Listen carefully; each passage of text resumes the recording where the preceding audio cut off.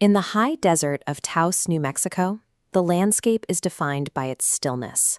For most people, this is a place of profound silence, but for a few, that silence is non-existent.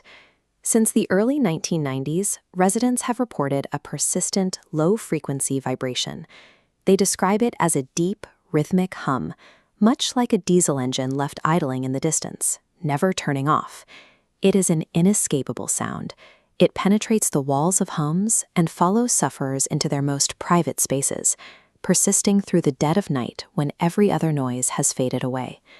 This constant intrusion erodes the basic expectation of quiet, eventually forcing those who hear it to question if the sound is in the world around them or entirely in their heads. For those afflicted, the consequences are physical.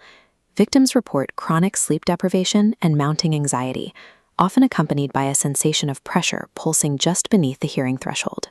The mystery is complicated by the fact that the experience is not shared. Two people can stand in the same room. One is tormented by the vibration, while the other hears nothing but total stillness. Statistical data suggests that only about 2% of the population in Taos can actually detect this specific frequency. This isolation creates a unique kind of distress.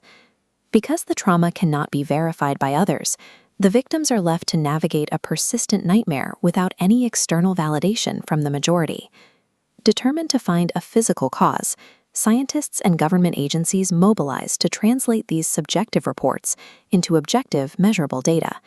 This decibel meter represents the first phase of the search, the attempt to quantify a sound that many claimed was loud enough to keep them awake at night. Investigators turned their attention to industrial machinery. They tested the acoustic output of massive mechanical components in the region, looking for a source that matched the reports. When industrial sources were ruled out, they looked deeper. This seismic drum recorded geological vibrations to see if subterranean movements or tectonic friction were responsible. Finally, they examined the sky and the power grid, searching for electrical interference or ambient signals from high-voltage lines that might be manifesting as sound. Despite these rigorous efforts across multiple disciplines, the instruments recorded nothing. The scientific data showed a quiet environment, even while residents continued to hear the hum. With the environment proven silent by every objective measure, the focus shifted from the world to the human body itself. Researchers proposed that specific ear structures might be acting as isolated receivers, picking up ultra-low frequencies that standard auditory processing usually ignores. In this theory, the body creates its own internal noise. A signal misfires within the inner ear, creating a feedback loop that the brain perceives as a mechanical engine that never stops. Yet clinical examinations of the victims revealed no universal biological glitch. There was no shared structural abnormality or neurological condition that unified the group. The impasse reveals a significant gap in our understanding. When our instruments detect nothing and our biology shows no flaw, the lived experience of the individual remains the only evidence that the phenomenon exists at all. The mystery is not confined to New Mexico. Identical accounts have surfaced from isolated groups in the United Kingdom, Canada, and Australia. Across every continent, the pattern is the same.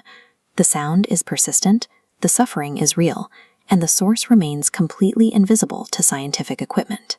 The lack of a conventional explanation has led to theories about secret military acoustic experiments conducted from remote, fortified desert facilities. This oscilloscope shows the type of waveform associated with macro theories, specifically the idea that the Earth itself emits a frequency that only a few are biologically tuned to receive. These global reports suggest a systemic phenomenon. It is a worldwide mystery that connects thousands of people through a shared sensation that science has yet to capture. The Taos Hum remains one of the most resilient unsolved phenomena of the modern age, entirely resistant to scientific closure. For the victims, the legacy is one of perpetual uncertainty, a life lived with a sound that has no name, no cause, and no end. If you were to stand in that silent desert tonight, would you hear nothing? Or would you be the one who detects the hum? Ultimately, the phenomenon demonstrates the fragility of our sensory experience. It is a reminder that a person's world can be irrevocably altered by a sound that remains entirely invisible to everyone else.